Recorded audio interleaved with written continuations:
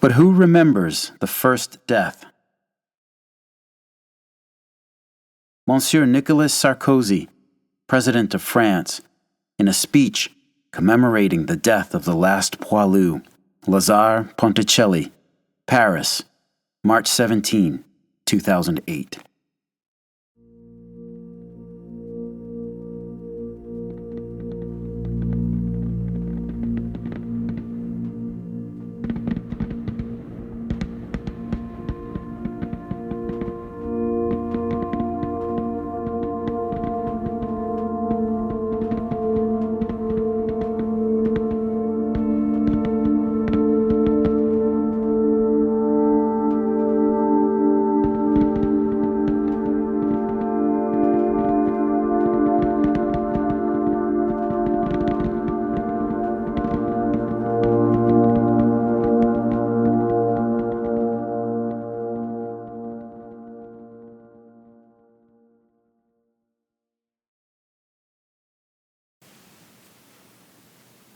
Hey folks, welcome to the Battles of the First World War podcast, episode 101, The Skirmish. Alright folks, we're going to kick it off with some admin notes. If you're in the Pall Mall, Tennessee area this coming April, or if you can get yourself there, there is an excellent event coming back that you won't want to miss. On April 5th, 2025, the second annual Great War Expo will be held at Sergeant Alvin C. York State Historic Park in Pall Mall, Tennessee. This is an educational event highlighting all things World War I at the home site of one of its more well-known soldiers. Experience informative lectures, participate in living history demonstrations, meet authors and vendors, and interact with organizations from across the nation that preserve and share World War I history. Folks, I was invited to speak there last year, and it was a great time. State Park Manager and Ranger Nate and his team put together a fantastic program. You're just steps away from Alvin York's house, sharing World War I history with other history enthusiasts. I mean, what could be better? All right, that's it for admin notes this time. Let's get into this short episode. This episode is a rework of an episode previously released with the old Fixed Bayonets podcast. Hope you folks enjoy. Before the Great War officially began, the killing had already started. It began in a small village southeast of Mulhouse, near the French and Swiss border. Mobilization orders were already out and in effect. The threat of war seemed very real now in August 1914, and it hung over the countryside. The scene that played out here happened in Joncherey because orders had come from the French government on the 1st of August for all troops to pull back 10 kilometers from the border. This was to avoid any potential incidents with German troops at the border. In August 1914, Joncherey was just 3 villages away from the 1871 Franco-German border, as imposed by the Germans. The road leading east connected to Faverois, Courtrai-les-Vents, and then Rachessy, after which was the border. Soldiers of the local 44e Régiment d'Infanterie, the 44th Infantry Regiment, based out of nearby Montbéliard town, pulled back to Joncherey and set up 2 observation posts. The first post was at the cemetery on the road leading north onto the road to Boron. The second post was at Daucourt Farm on the road east to Faverois. The 11th Dragoons from Belfort were stationed nearby as well. It was at the second post, at Daucourt Farm, that Corporal Jules André Peugeot was stationed with his squad of 3 men. Corporal Peugeot was 21 at the time. He had been born in Étupes, just a few villages away on the outskirts of Montbéliard town. After graduating from school, Peugeot had gone on to follow in his mother's footsteps and become a schoolteacher at the nearby L'École du Pissou. When it came time to do his military service, Peugeot had reported to the 44th Infantry, gone through his training, and risen through the ranks to become a junior non-commissioned officer. The photo we will find on the web will be the one of him seated in his uniform, hands resting on his crossed leg. He was not looking directly at the camera when the photograph was taken, so we could get the impression of a young man in a kepi hat and epaulettes in reflective thought, perhaps. He was handsome and young, and perhaps that is a little pencil-thin mustache over his lip. The photograph doesn't show us a born military man, but that of an everyday young Frenchman, simply doing his required duty. Surviving accounts of him tell of a young NCO, well-liked by his men and his superiors, and at the time, he was waiting to become a reserve officer. So it was that on the morning of August 2nd, 1914, a day sure to be a hot one, that Peugeot found himself stationed at a farmhouse on the edge of Joncherey. One of his men manned the road. Nicolette Ducour, the young woman who lived in the Ducour farmhouse with her parents, was down the road by some 50 meters, fetching drinking water from a spring.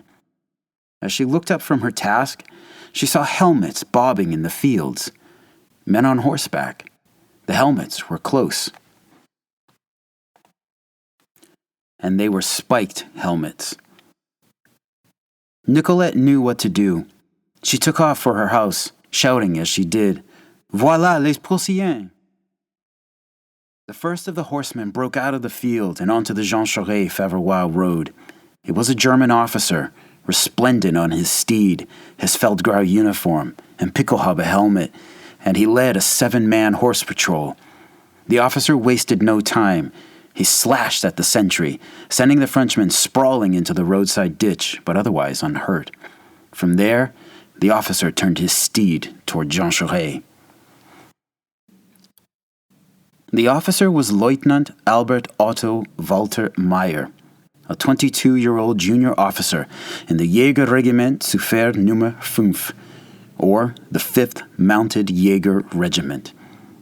In the primary photo you'll find of Meyer online, it is a headshot of a crisp and dapper young man, close-cropped hair parted nearly down the middle as the style was at the time.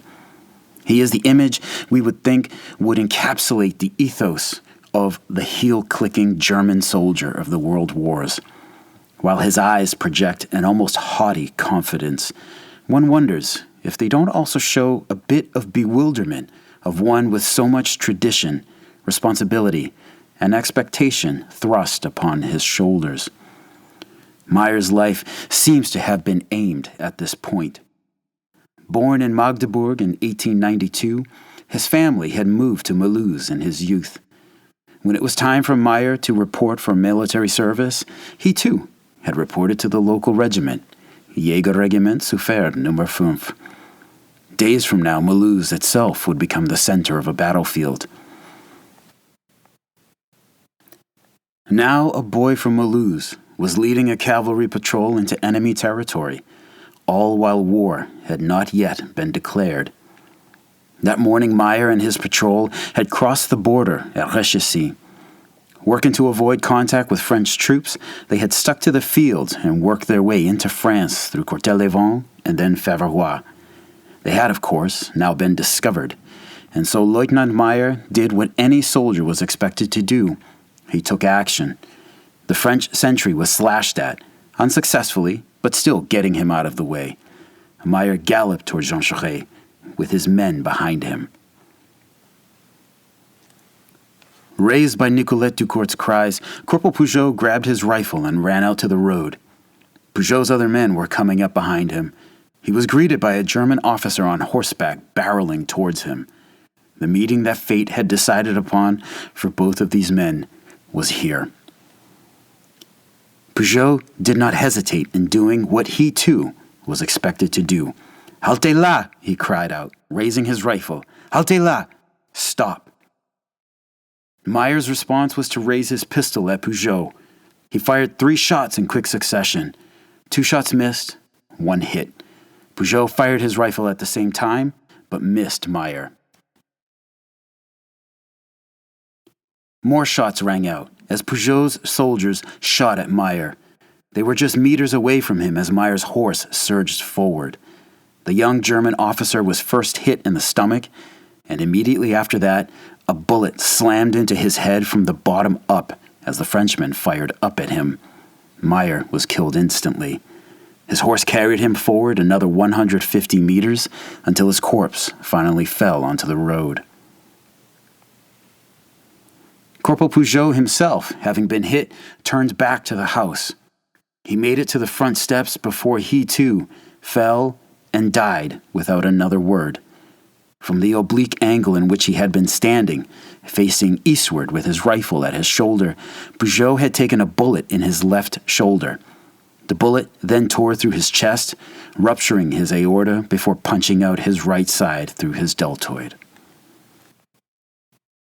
Gunfire cracked sharply as the remaining Germans, now leaderless, quickly broke apart.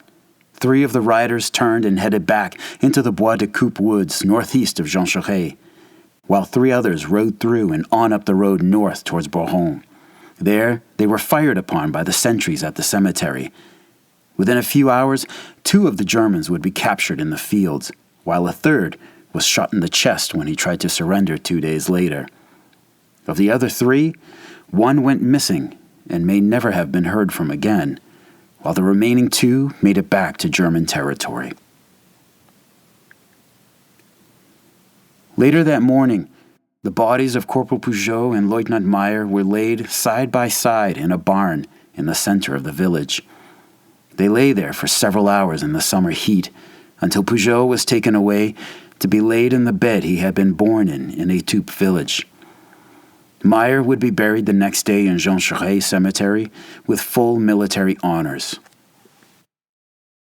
Having been enemies their entire lives without ever knowing each other, their brief and violent encounter now made them eternal brothers.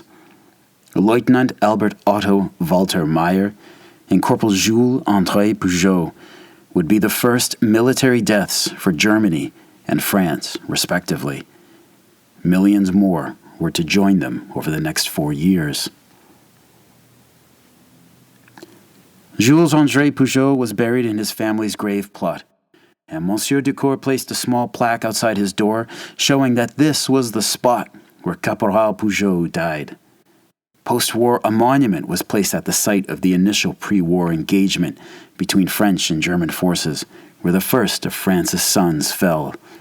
But the occupying Germans of the next war made sure to destroy it. A new monument stands today across the street from the farmhouse at 54 Rue du Corporal Peugeot. Meyer's family claimed his remains after the war was over, and he was reinterred in the Soldatenfriedhof military cemetery in Ilfurt, now a part of France. In keeping with France's grudging allowance of German war cemeteries on French soil, Ilfurt Cemetery lies in the woods well beyond town limits, out of sight and out of French minds. Peugeot and Meyer died before the war had even begun, and they died just before the world they knew would shortly also die. The world of French troops in dark blue coats and red trousers, of smart Germans in field gray, but on horseback with shiny Pickelhaube helmets, was not long for remaining alive. Not when the new machines of war were unleashed on that world just days later. But this French corporal and this German lieutenant would and will forever be reminders of that world as it enjoyed its last day of shattered peace. Questions, comments, concerns, please don't hesitate to contact me at verdunpodcast@gmail.com. Get at me on Blue Sky at ww1podcast.bsky.social. And check out the BFWWP website, firstworldwarpodcast.com, for some photos. Thank you so much for listening. Talk to you again soon. Take care.